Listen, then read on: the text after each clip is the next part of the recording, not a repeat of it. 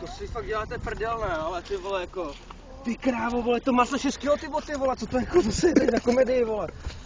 Vy ta kurva ještě uteče s tou flaškou, popí boce nechání tady, ty a tak chcípnou, ty vole. Ty boty můžu, ty boty můžu hodit, ty vole, rozumíš, ty vole, jako.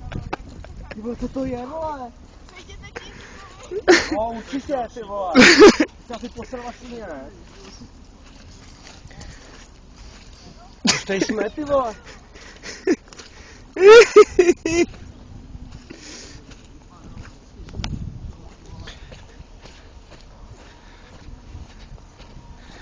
To si děláte prdel, ne, ze mě.